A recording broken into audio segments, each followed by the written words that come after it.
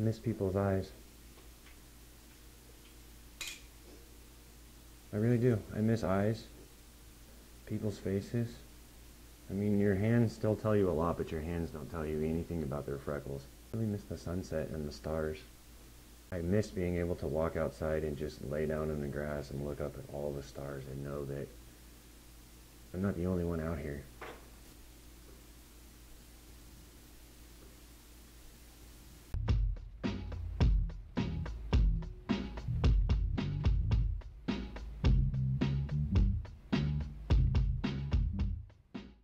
As a kid, Ari was full of energy, just like a little bottle rocket.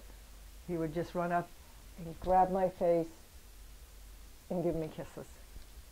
Daniel and I, from as early as I can remember, were always playing in the dirt with little Hot Wheels cars, digging out little racetracks, making little towns. We were always into construction type toys and building things. Ari and I's relationship when we were growing up was, it was interesting. We fought a lot. We got along though for the most part. Our relationship changed a little bit in high school. High school wasn't very fun. I really didn't get along with people,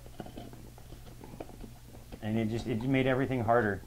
I mean, can you imagine being 16, going through all the hormones and adolescence, and then on top of that, while everybody else is off getting brand new cars at 16, you get a pair of sunglasses because you went blind in one eye. I had woken up in the morning with a headache. I'd suffered a headache for about a week, and I just thought it was nothing but a headache.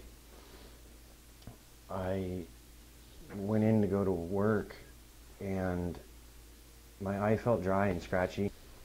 I was sitting in the third of 3 hospitals that I'd tried to go to, and since I had no insurance, the first 2 wouldn't take me, and I happened to land in the lap of a specialist who slid back from the lamp and told me, she says, I don't know how to say this to you, but it's the same thing that took your eye when you were 16.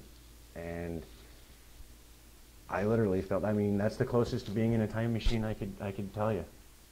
Honestly, they took me right back to when I was 16, and the doctors were telling me that I was going blind in one eye.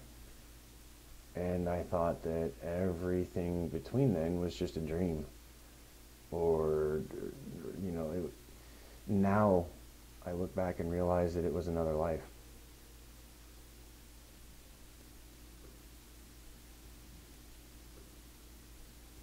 Having an ex-girlfriend, or an ex period, they're exes for reasons. It didn't work out, but you just got to move on.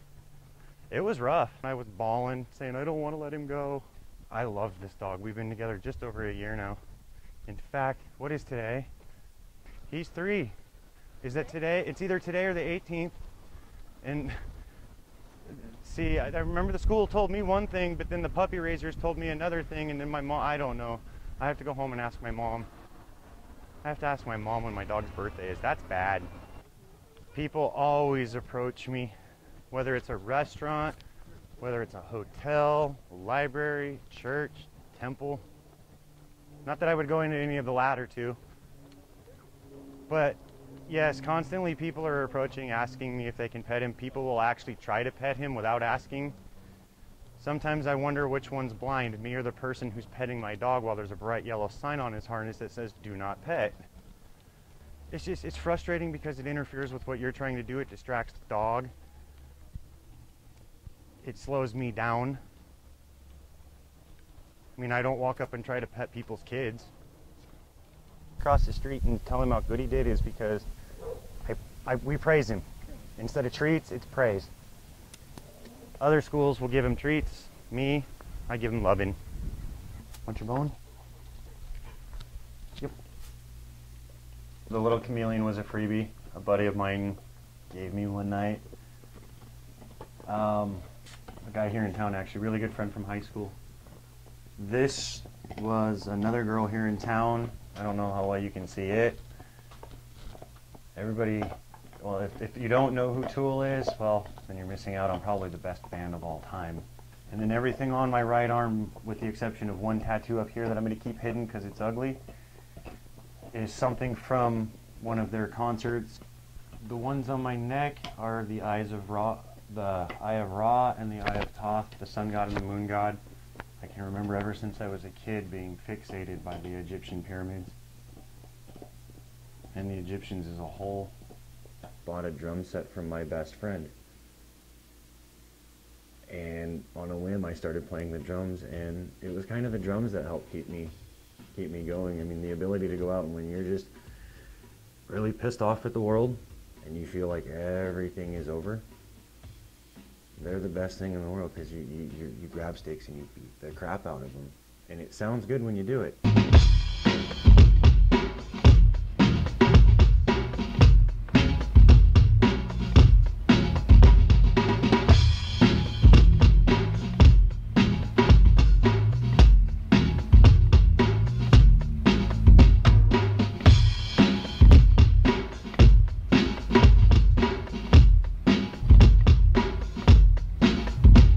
It's kind of fun. It's kind of neat to have a blind drummer brother, you know. I can jam with a blind guy. It's kind of cool.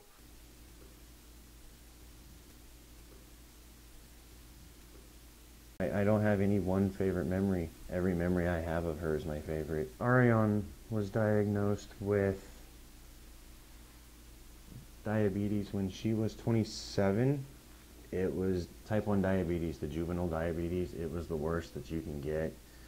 The diabetes took her eyes, then it took her kidneys, her heart failed, and she died on January 10th at 10 in the morning.